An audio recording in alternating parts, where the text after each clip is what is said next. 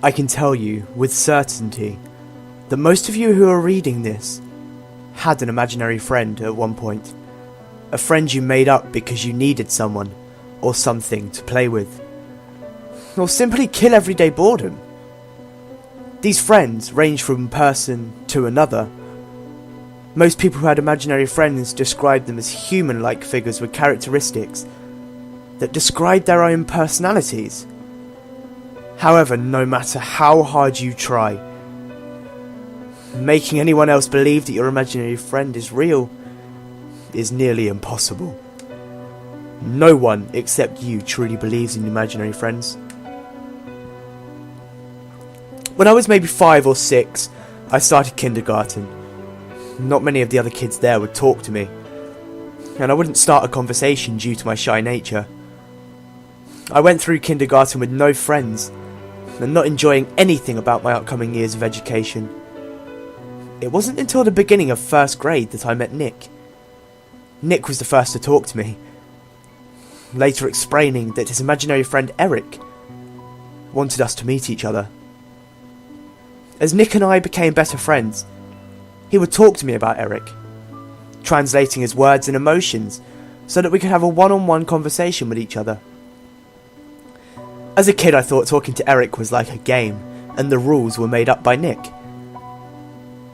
After a couple of weeks, I became more tuned to Eric's personality. Nick would no longer have to translate what he'd say. It became more like talking to a real person. When second grade came, Nick had to leave. Because of his absence, I no longer had any friends.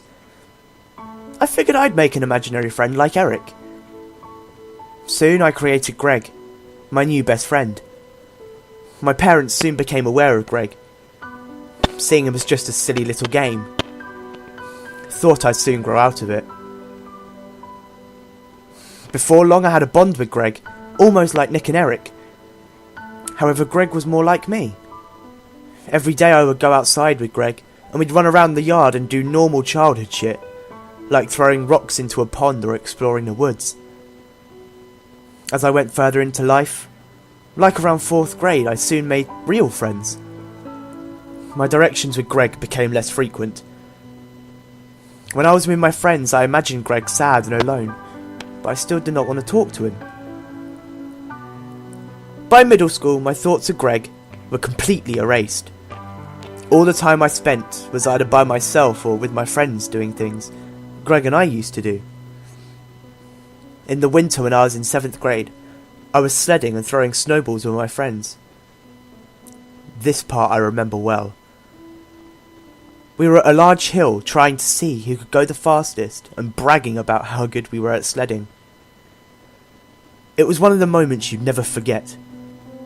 All of us were having fun until I saw him. Greg. He was standing at the bottom of the hill, shivering in the cold, looking at me with sad eyes. I blinked multiple times, trying to clear the images of him from my mind. As I was shocked to see him again, he wouldn't leave. He just stood there, his expression turning angrier the longer I stared at him. I followed his gaze as he stared at my friends with pure hatred. I looked back at him and he slowly vanished. Although I never saw him for the rest of 7th grade, I never stopped thinking about that day. His face was imprinted in my mind, almost haunting me. I decided I could get rid of my remorse by completely cutting myself from Greg. I destroyed pictures and things I'd written about him. The only thing I could not destroy was my memories of him. I thought about Greg less and went on with my life. In my freshman year of high school, I started to see Greg again. However, he was no longer the image I had of him as a child. His face was sunken, and there was no emotion in his eyes. I started seeing him sitting down in my classroom, and at my lunch table. The one strange thing was, no one would sit where he was or walk where he walked. It's almost like he was a real person, He'd show up wherever I was. All he'd do is follow me. It wasn't too noticeable, but it was obvious he was still there.